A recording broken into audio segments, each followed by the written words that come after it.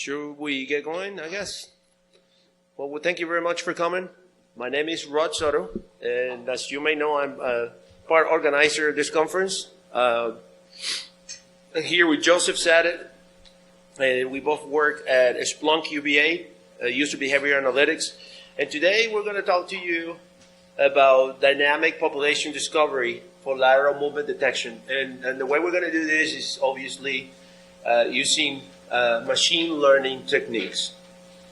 So most of what you're going to see today is basically ongoing research that we've done. And you see a little bit of a proof of concept, and obviously there's stories behind all this technology. So let's get started.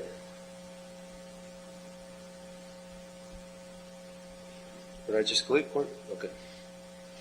All right. So I'm here with Joseph Zadeh. He's a senior data scientist with Splunk User Behavior Analytics. My name is Soto, and I'm a senior security researcher with Splunk User Behavior Analytics. We both formerly worked at a company called Caspita, which is a machine learning threat detection software, and we were recently acquired by Splunk, which most of you know is an amazing product. It's a leader in SIEM, and I had to give it to them. They are visionaries in many instances. They decided to take a risk, basically, acquiring us because they thought the technology was disruptive, and from the long-term perspective, it was promising. So let's get started. What is lateral movement?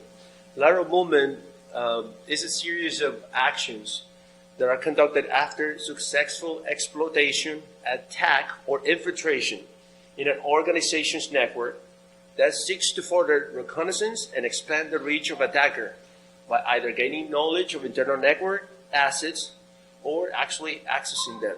And what we're talking here is, as far as lateral movement, is what happens after a compromise in a workstation. It can be also an edge device. It can start from an edge device, like we see here. You see there's in this example, we have a web shell. And then from the DMC, we go to the LAN. And then subsequently, we go into the workstations. There are many techniques, which we'll name a few here, that attackers use in order to gain this type of access. And that's what we are going to be looking at as lateral movement. Here's another example where we have, for example, an internet-facing server that gets compromised either by a RCE, remote code execution, or a web shell. And then from there, you can either escalate privileges, you can either sniff information, you can do things like password dump, you can netcat, you can use Mimikat. It depends. There are multiple post-exploitation techniques that attackers will use in order to gather further insight and successfully access other hosts inside your network. And then eventually, we will move around, basically look at file servers or mail servers or workstations or even domain controllers. It depends on how many layers of protection or isolation, or even if there is something, sometimes we call this defense in depth, depending on how hardened organizations are. But for the most part, we all know this is not the case. So this constantly happens. The main objectives, obviously, of this lateral move is to gain further knowledge of internal network assets and expand access into other systems. Of course, like I said before, and like you saw in that graph, the ultimate goal is to get the crown jewels, right? For the most part, crown jewels, at least for me, sometimes when I do penetration testing engagements, is to get the domain admin credentials. Once I have domain admin credentials, once I have a GP, what you call like a system administrator, you GP result, and you resultant set of policies, RSOP, as a domain administrator, then you pretty much, it's game over. You already have all control from the network. You can add users, you can change passwords. In other cases, like we had seen in some publicly known compromises, can be PII, for example. personal identifiable information where either customers, either healthcare records, and so on.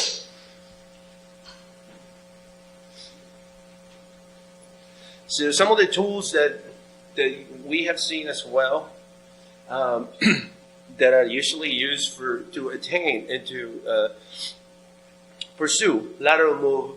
Obviously, we have keyloaders. We have ARP spoofing, which tends to be noisy. However, it still can be done. We have things such as password dump. If you're familiar with Metasploit, then you know about Mimikatz. Mimikatz is awesome.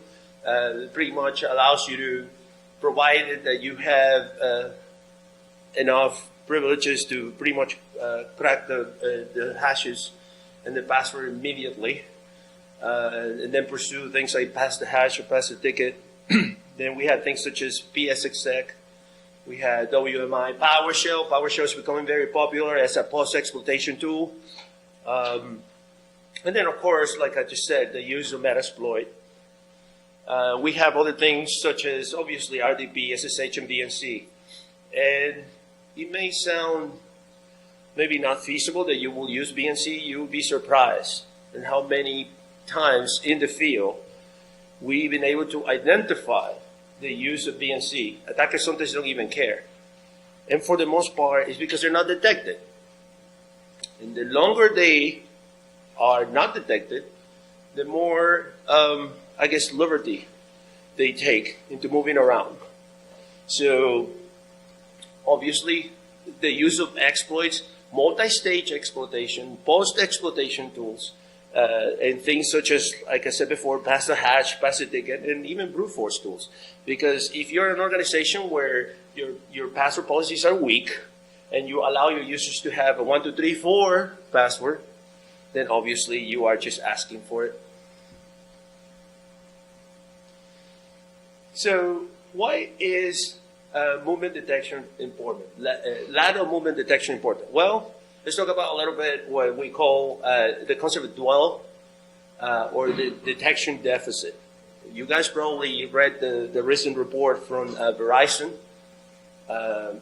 where they have a nice graph about the detection deficit. The detection deficit is the number of days that it takes to discover a breach from compromise from day one. The longer this dwell, or the higher this detection deficit, obviously, the most likely there will be exfiltration. There will be, obviously, entrenchment first. Attackers will entrench, meaning they will find a way to create persistence. They will find a way to come back.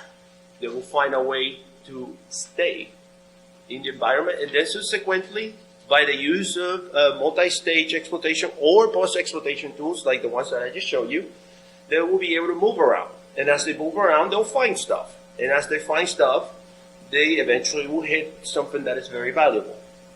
In order for this to happen, obviously, the more time they are not discovered, the longer this dwell time is, the better for them. And that's why it's important to discover lateral move. Sometimes, depending on the environments that we are, and I can tell you this, from first hand, I used to work in an enterprise where we were basically exposed to many of the 0 days that were very popular in the last 2 years on the internet, things like shell shock or heartbleed. And I can tell you personally, that is a challenge, even for very large enterprises. Even when you're getting notices with a week or 2 weeks to patch hundreds of thousands of servers, right? Sometimes it's not even possible. And I can tell you that one of those exploits, we were seeing exploits like 45 minutes after it went on Twitter, like after it went on the internet and after it was published. I don't remember if it was shell shock or heartbleed, which one of those. I think it was shell shock.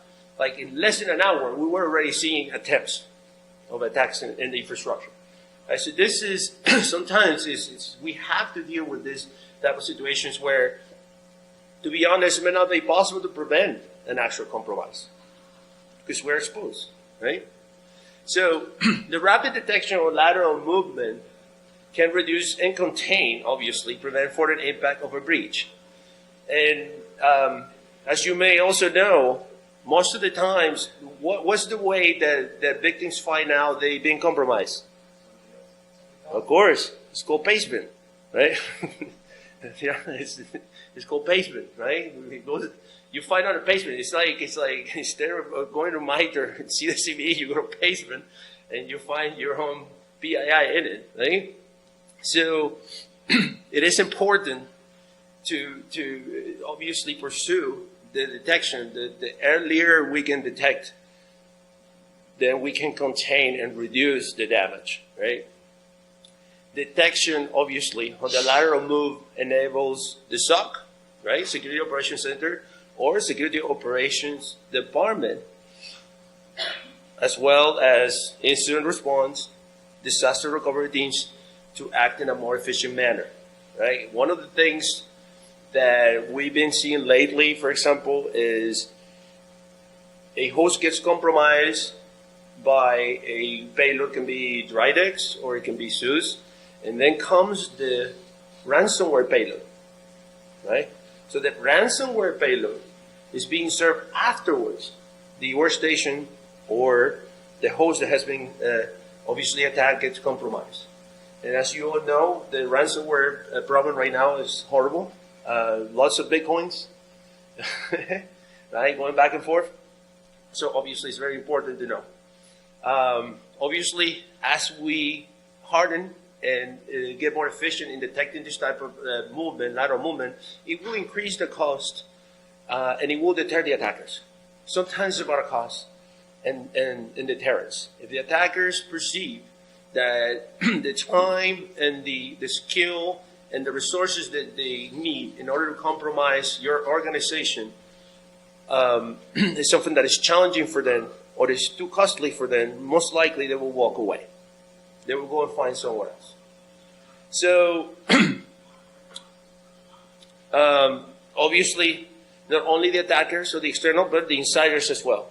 This type of mechanisms will allow you also to detect insiders, malicious insiders, people that might be in your organization that are not happy, people that are about to quit, people that may be sending emails, people that may be accessing shares, servers, documents that they never actually had touched before. That right there is a red flag. All right, so let's talk about assets, right? When we talk about assets, there's a definition there from Wikipedia. It's pretty much any data, device, or other component in the environment that supports information-related activities.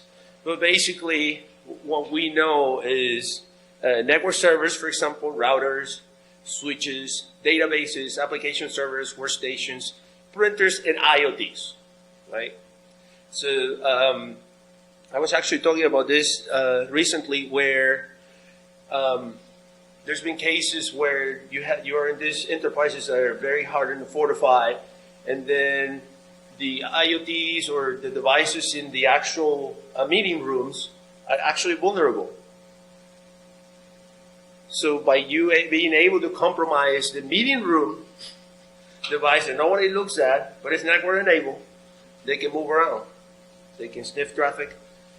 They can probably gather passwords. And it's definitely an open door. So we also need to pay attention to that. And when Joe comes in and starts talking about the framework that we're working on, you would understand how we can approach this problem. So why is important the asset management? If there is no asset management, there's no risk analysis. There's no possibility for us to establish any risk if we don't know, if we're not aware of what our assets are, right? Another example. One time I did an engagement where we were able to successfully access the organization because we compromised a server that was used by a third-party partner. So basically, this third party, this partner or this organization was able or was allowed to use a subdomain from the organization that we were pen testing. But because there was no communication, with the actual client or the organization that we were working with, they had no idea that server was out there. And neither the partner forgot about it, left it open, we broke into it, and then we were able to pivot inside the client. So that is part of asset management. You need to know not only yours, but what are you exposed to. Unmonitored and unsupervised access are likely to be targeted and exploited by attackers, which is exactly what I just said in the example I just brought up.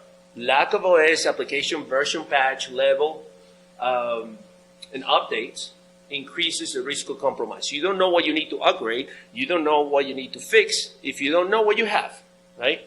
If you have, there are companies that, for example, have legacy applications. They may have still Windows XP. By the way, the rate of Windows XP is still high nowadays in 2016, right? There are also people that bring their own printers, their own devices, their own access points to companies. That is something very dangerous. So that is why it's important to know what is it that is in your network. You had to inventory, you had to manage it.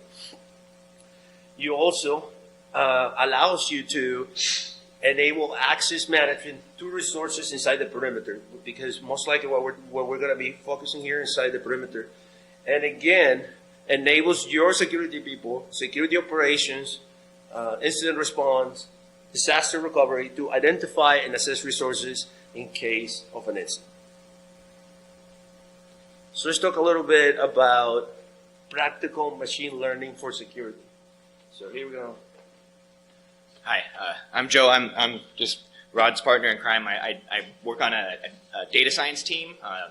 Now it's called like Splunk Security Behavior Analytics or User Behavior Analytics, and so I think one of the unfortunate things about kind of this like a lot of the buzzwords in industry like machine learning and sort of how we blend these techniques into actually like creating practical value for defense or offense is, I mean, we're seeing a lot of like kind of mismarketing of these terms. So kind of hopefully like this talk, I mean, it wasn't really clear in the title, but hopefully this will sort of give you kind of an under the hood illustration of like how we use open source tools and kind of blend them. I mean, it's basically a bunch of pictures instead of showing you the actual code. But like, so just stepping back, like, we always want to use the right tools for the job when we have a security problem. And part of the problem when we talk about like machine learning in this space is machine learning is really good for pattern recognition. And so if you're dealing with like changing TTPs, if you're dealing with a model of an adversary who's adapting to your defenses, like you sort of have to ask the question, what does it mean to write an algorithm that detects patterns that change over time? So this isn't really necessarily like the right use case for pattern recognition tools without kind of like realizing maybe how to kind of separate the model to adversary and break it down. So I mean, this is just more like kind of practical generic advice in where we see sort of like the application and the right tools. Like when I get to a sophisticated shop and we're sort of engaging with like a mature security operation, they have this model of, man, maybe this is kind of small for you to see, but I mean, basically, like on this side is sort of the kind of model the adversary, like in terms of complexity or just like resources, right? Like a nation states can have so much resources, really, like to even try to automate the problem of. I mean, this is like automating spies here. You really have to have a human component and an intelligence operation to sort of deal with the more high level complexity. And so on the x-axis here, it's just sort of like. Man, I guess you can't really see this in the resolution, but these are just sort of like different point solutions. So like if you're an enterprise, you say you have IDS and antivirus and stuff, maybe just a couple of different sort of technologies, like this sort of will give you kind of a way to gauge maybe how good you're able at catching certain kinds of adversaries. So we kind of use this just as a way to kind of scope and then overlay that with the fact that kind of in my experience, a lot of times. This is the space I want to automate, like with tools like machine learning and stuff like that. So that's just sort of, it's kind of like a little fact we try to use in conversations. And then, okay, so here's kind of like the next, this is just more sort of generic, mainly to illustrate to you, like when we build we build a software stack that's leveraging these tools. Some of them are machine learning libraries, and there's a brittleness to this process. This is why it's not always the right tool for the job. So so what happens when you learn something? This happens in our brain.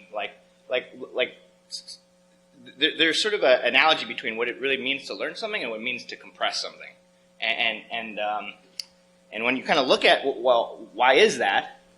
And the resolution here is kind of ugly, but basically what I just did here is an example of like showing you like a learning process. I took a R code. I mean, it's sort of like out of the box, like some data set in R. I think like 1,000 rows, and then we fit a linear model to this data set.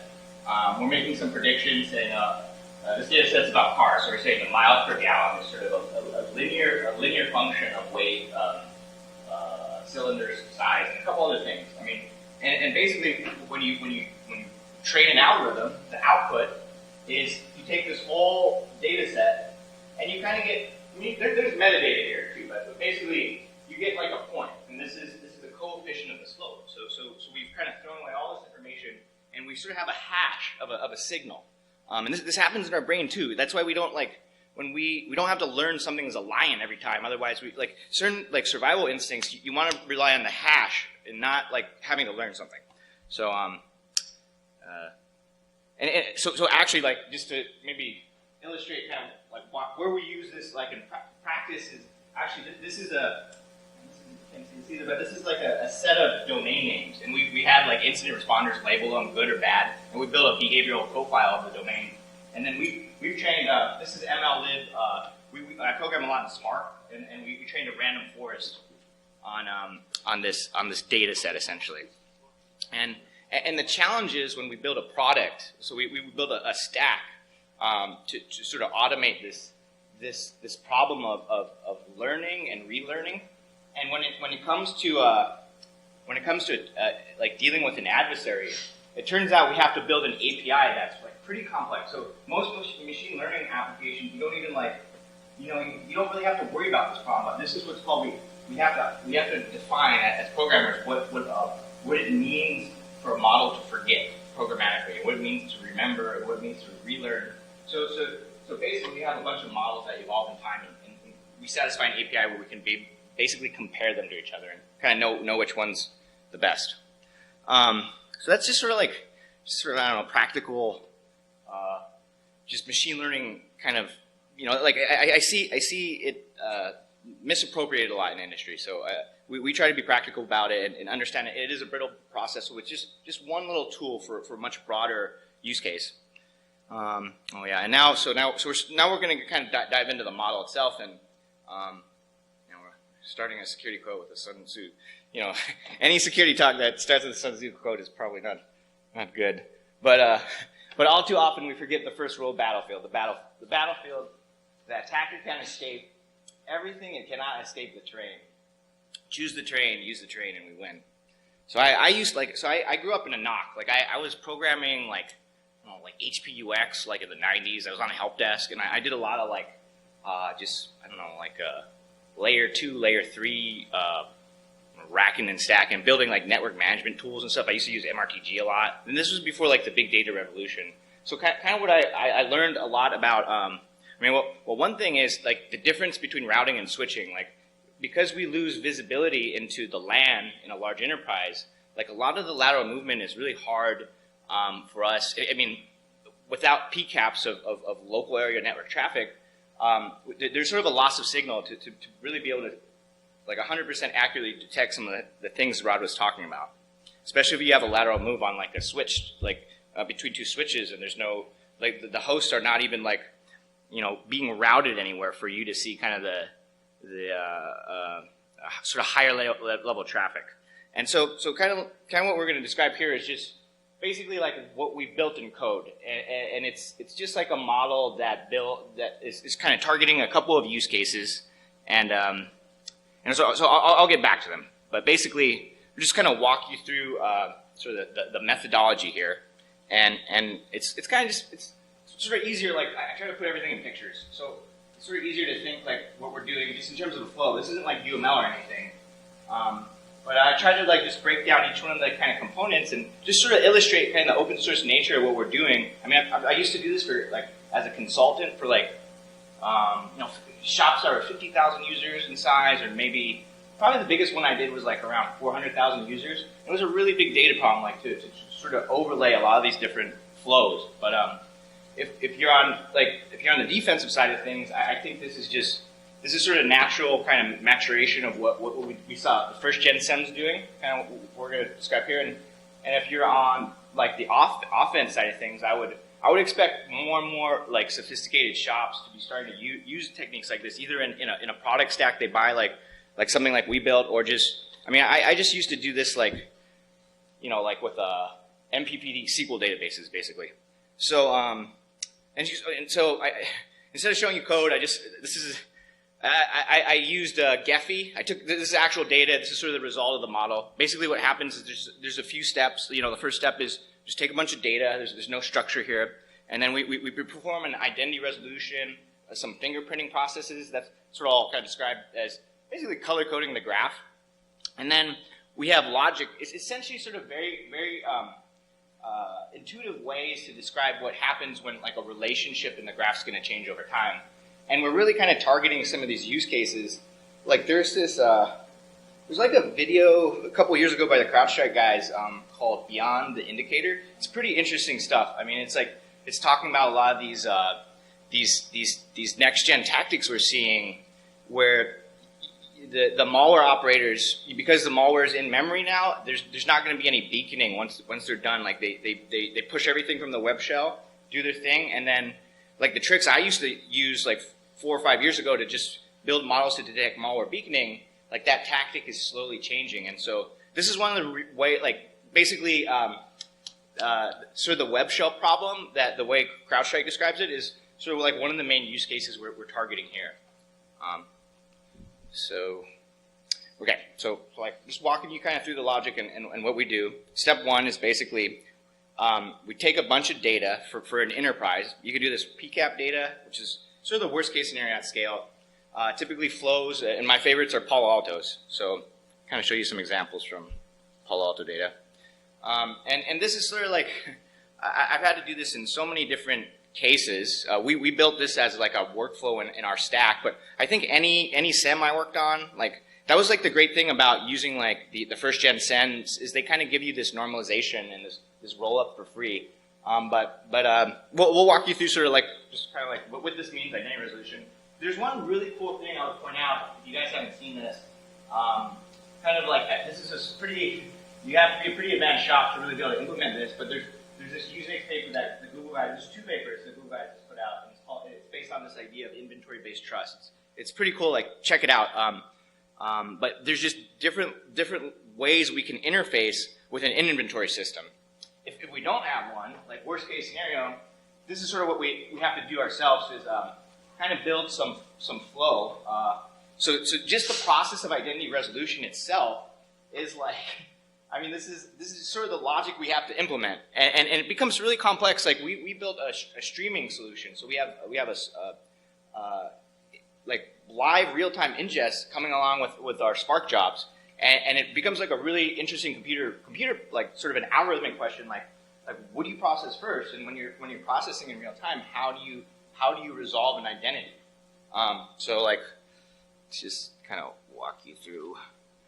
Yeah, I mean, there's a lot of sort of cases. You can be in like a fully offline mode or an online mode, but the key idea here is that there's like a notion of state, and the state changes over time. I mean, in identity resolution, we're usually just tracking a couple different parameters, because the issue is when we want to build a history for a particular IP address, a lot of times in the LAN, when there's DHCP churn, we lose signal on the history of the behavior. So basically, the goal with identity resolution is just to give you like as many key indicators that like a primary key that you can kind of use that is more stable than IP address.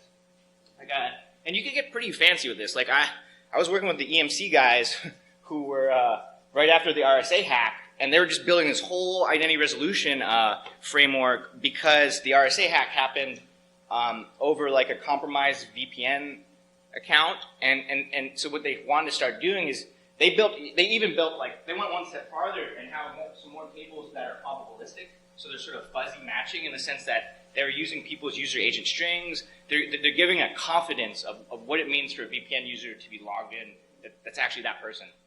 And so, but yeah, so basically this is the first step we will implement in kind of, in either like a custom workflow for a particular enterprise, or it just as like a SEM. This is sort of like the key ingredient to really get working right.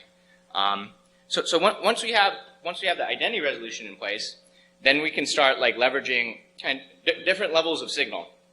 And that's how we can kind of break this down in a couple steps. But what we do is just, like the goal is kind of in one sense, and there's a lot of like simple like just rules you can use here, is to discover DMZ blocks, like DMZ assets, right? And basically routable IP addresses that are actually part of your own public IP space. And if you're taking proxy logs, pretty much firewall logs or netflow logs are sort of the data we used here. I think this actual visualization is like Palo Alto and maybe Blue Coat. But we're basically just taking a couple of different signals, and proxy data is really good for this problem of the human fingerprint. When we want to say, okay, there's a human behind this IP address. So basically, this step, all we do is we infer key properties of the topology.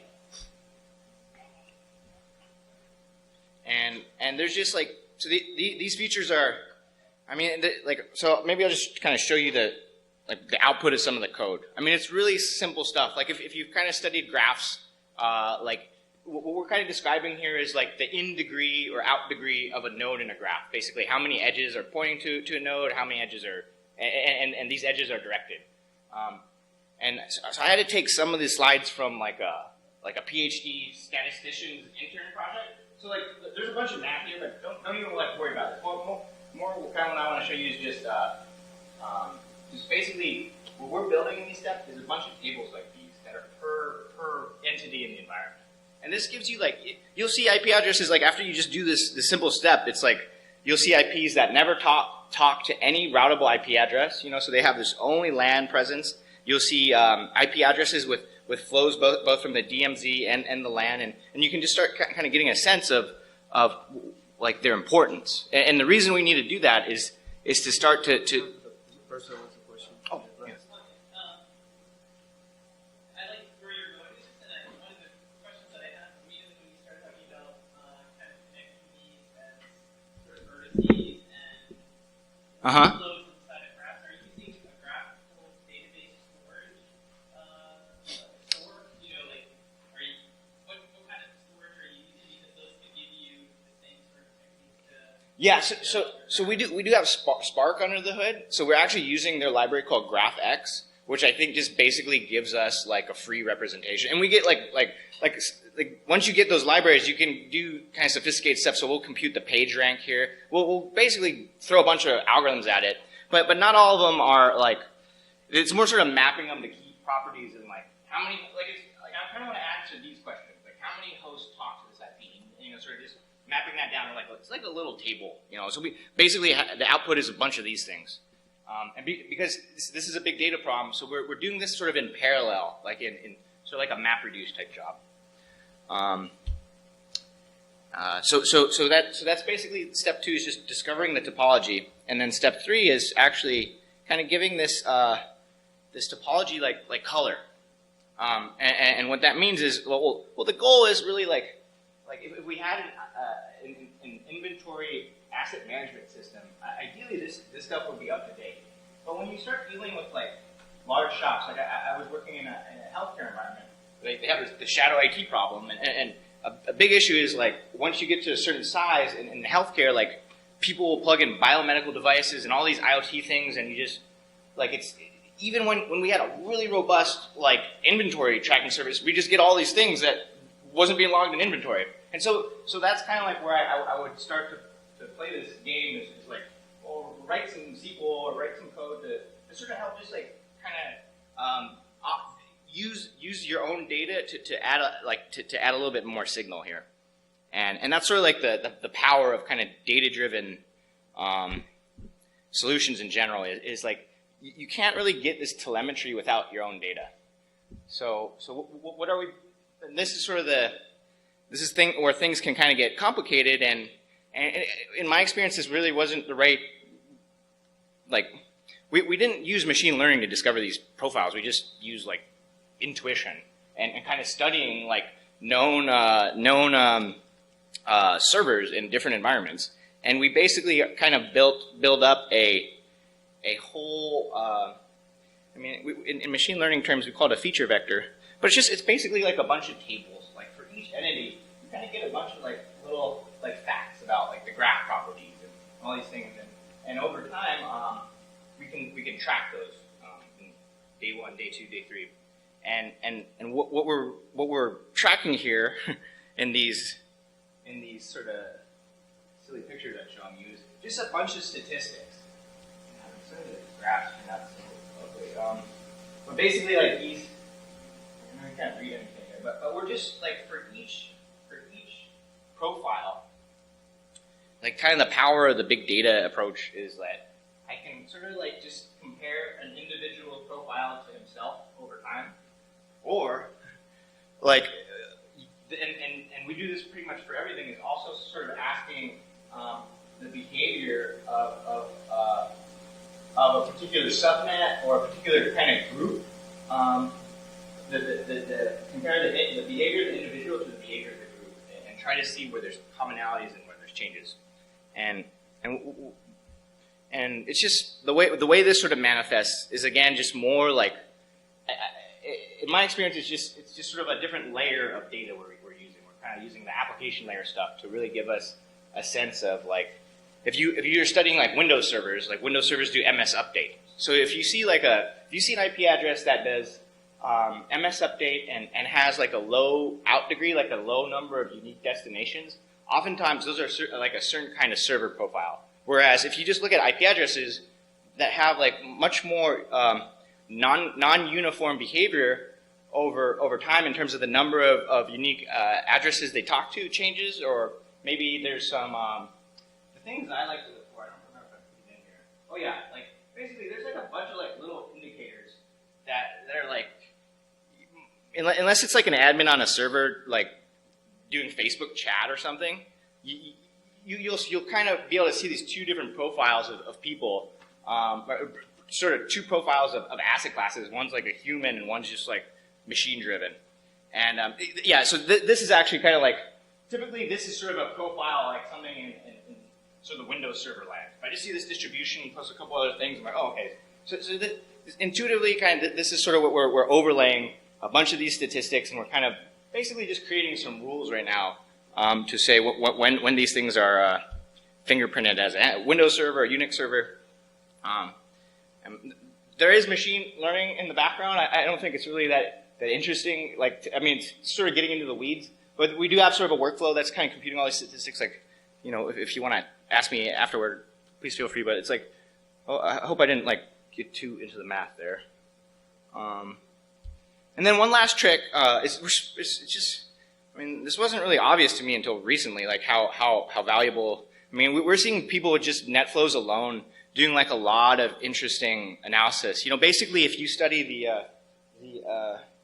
it's the ratio of bytes sent to bytes received per like session. You can build profiles of client server relationships that way. And like what we're doing for exfiltration is do I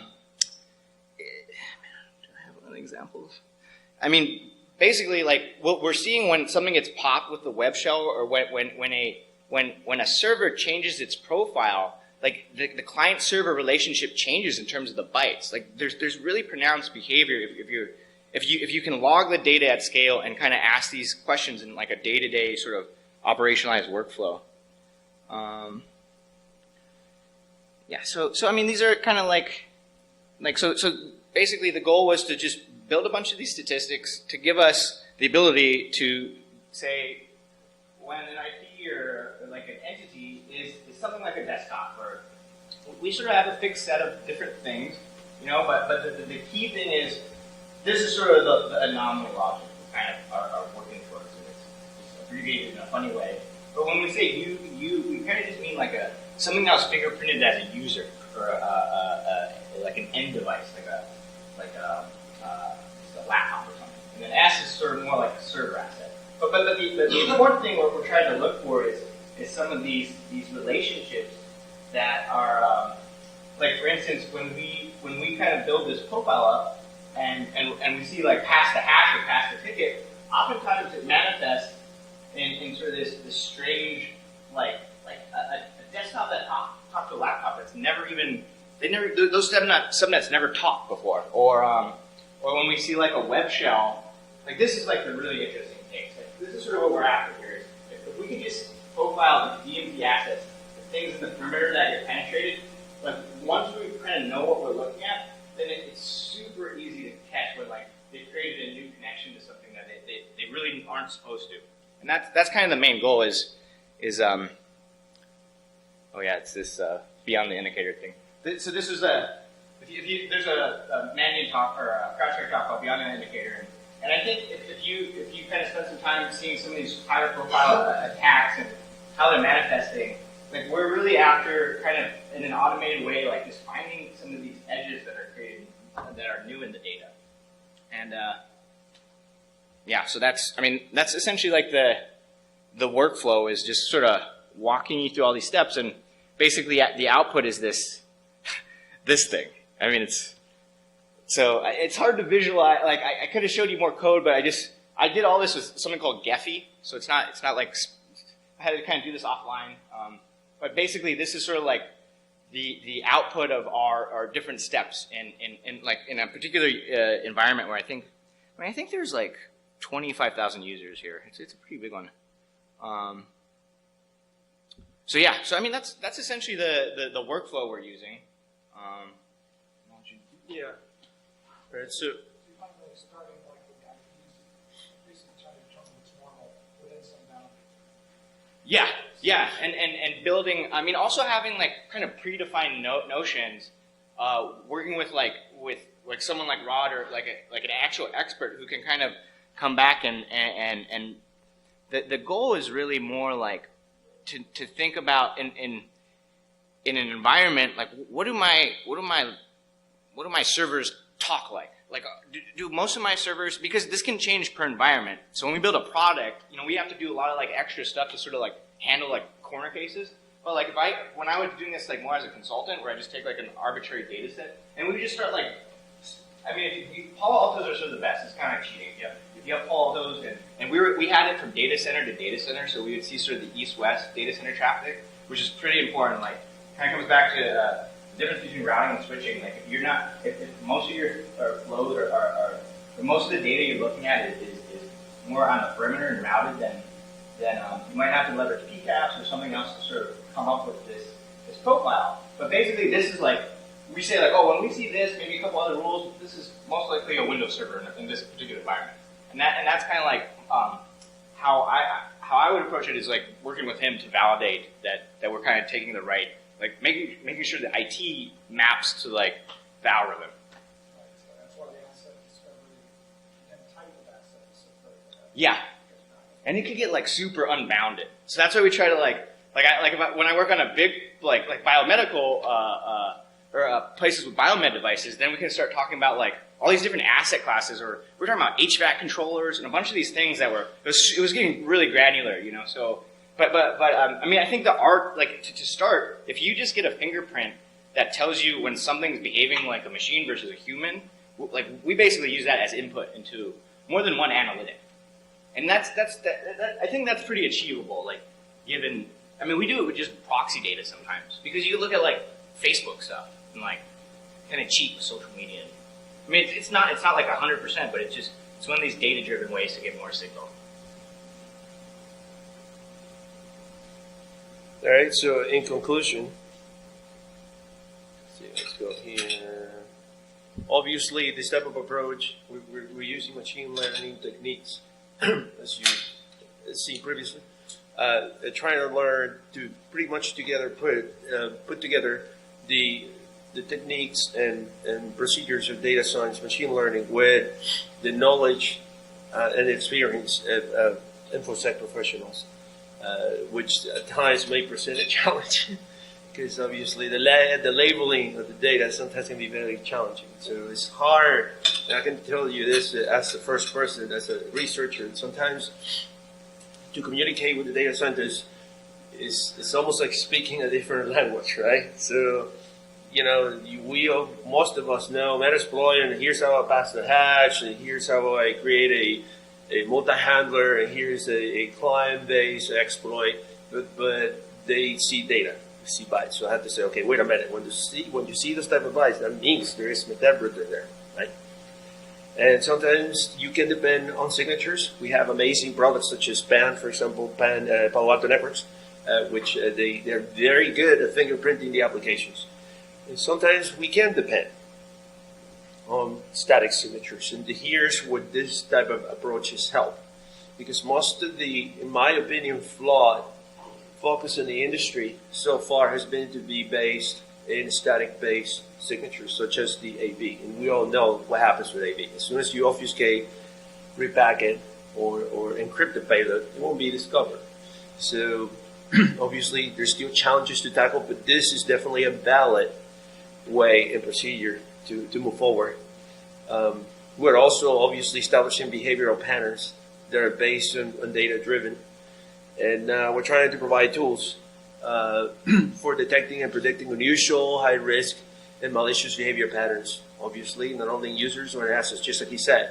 Can we tell when it's a server-to-server? Can we tell when it's east-west? Can we tell when it's north-south? Can we tell, well, why is this laptop talking to this workstation? Right? Why is this phone talking to this workstation? Why is this phone talking to this server? So those type of challenges we can definitely. There's obviously a lot of infrastructure and new technologies, big data, Hadoop, and we're using Spark specifically in this case that helps in terms of processing and in terms of more efficiently getting our answers. As long as we provide the right data, the right labeling, and obviously you have to train the models. And we actually have been successful catching web shells and new kinds of memory malware using this rare path approach.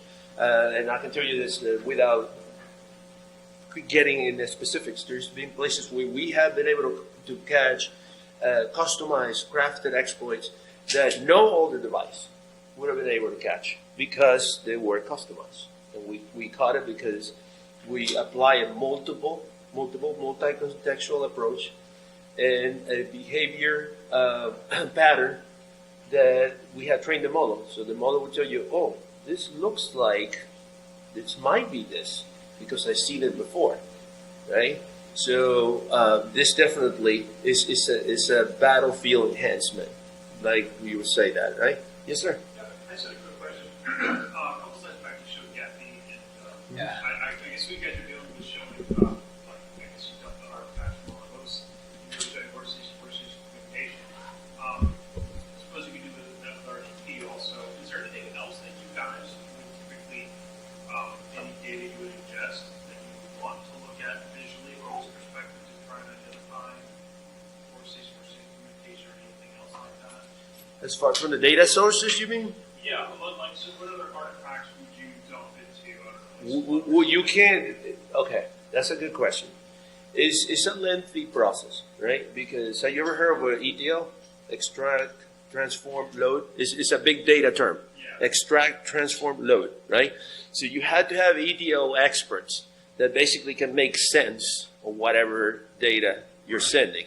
And then from there, then the data goes to the data scientists, right? And then the data scientist said, okay, let's talk with security. And then security does threat modeling. Said, okay, if we see the sequences of events, if we can replicate this type of exploit with all this data, then we can train the algorithm, right? We can tell the algorithm when you see so and so, it's likely that something's going on. Or we can create simple rules, or depending on what models you're using, you will use a different approach. But the sources, as long as they're meaningful, and there are ways to process it, the answer is yes. Any valuable, relevant source can be used. And well, I think also kind of like some of the more like non-standard. I think this is typically kind of like the. Let's see here. Yeah, like I think we'd always find kind of stable, like and I mean this is more having visibility into sort of the routed traffic. You know, so this isn't really host-to-host interaction, but there's certain times we were using EPO, just sort of like more host-based logs. Like in one case,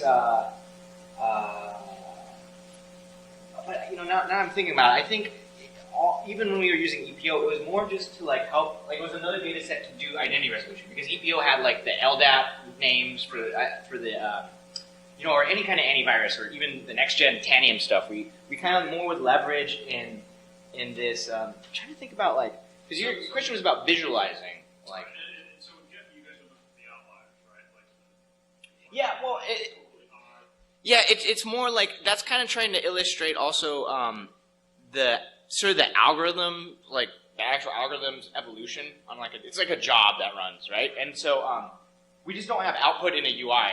That's why I use Gephi.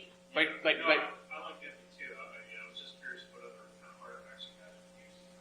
Yeah, so for this one, this is only like Palo Alto and proxy logs, and typically like yeah. So I mean. Trying to think, it's a good question. I mean, for the most part, like maybe the only other thing I've kind of leveraged is sort of like more endpoint related, like you know, like or in smart shops now, if they're starting to do like log forwarding and leverage some of these sort of like techniques that give us more visibility. Because at the end of the day, the issue is we don't have visibility into the host. You know, like my gauge of sort of maturity for a shop when we kind of like we just start a new kind of security conversation is. If you give me an outbound IP, like a communication, can we map that back to a process on an endpoint? If we can do that, like that's pretty good visibility, but it's usually hard to do at scale. Hope that answered your question. Yeah, no, it did. Any other questions? All right, then thank you very much. You see a lot more SQL stuff going on with this kind of future, where you're using the games to kind of suck everything in and go to the going to the different providers and really finding out who these people are from this IP address and getting your data validation. Oh, especially, well, I mean, that's also part of like having kind of a mature sort of intel, like and being able to get external telemetry on anything. If you're talking about like kind of your external address space, that's well, I mean, as you build it, you kind of got now this repository that you can kind of say, okay, I see this guy's IP address, I see it's coming from here. Yeah, and so that's why, I guess we didn't even talk about passive DNS here, but I mean, there's a couple like key things, like if you're willing to kind of go through that pain and like particularly for like external telemetry, if you're leveraging like a passive DNS solution, that's like kind of a holy grail in some cases, more for like the outbound communication problems. But there's a few, corner cases we run into. Also for shops that don't terminate SSL, we lose visibility into like that's not really like the asset discovery process, but it's just like getting that visibility at scale. I used to work on a team that was called Greenplum. It was basically data scientists that were selling this like part of the professional services side of this MPP like SQL database. And I think I've seen I think we're seeing more Spark and Hadoop and these MapReduce type jobs in like enterprise applications where it's just more like we're building a product, but like it's kind of like you get a lot for free now if you just stand up this kind of like Spark SQL, for instance. So there's sort of like a lot of ways to attack the problem. It just kind of depends if you're architecting it yourself in house. I would try to like just keep the complexity of the tools low. Seems like you want to include like your scanners, like Oh yeah. expose or Oh yeah, Qualys and stuff. Yeah, we build do. your asset identification Right. so your confidence gets greater and greater over time. Yeah. Man, I forgot about that. I forgot to add scanners are like a fundamental data source. That's a really good point. Yeah. And you used to use the EPO logs plus the scanner information. We call it like a population at risk. Because it's kind of funny. It's the AV industry uses this metric too. Is like which users are most likely to get reinfected. Because it's like a measure of a user's hygiene, like browsing hygiene. And so the scanner information is more on the server side of stuff, but like a couple of those data points are sort of fun use cases for a little bit different of a model. It seems like you build confidence in what the assets really were. And you build out more. Yeah. boundaries of that type of traffic for that type of asset. Yeah. That's like fundamental. I should have included that in this sort of like slide here. So thanks for. Yeah. That's like it should. Any other questions? Then thank you very much.